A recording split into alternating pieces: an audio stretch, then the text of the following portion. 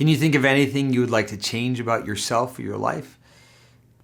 Unfortunately, dwelling on past mistakes or overthinking a potential disaster can freeze us in our tracks. Luckily, there's some things you can do to make a change and stick to it. Start by asking yourself who and how you want to be in the world. That way you incorporate your core values into the change process.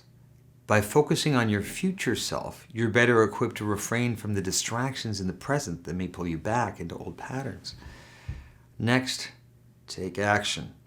Consider what's preventing you from making the change, and then make a list of practical steps for how you can move past the barriers standing in your way.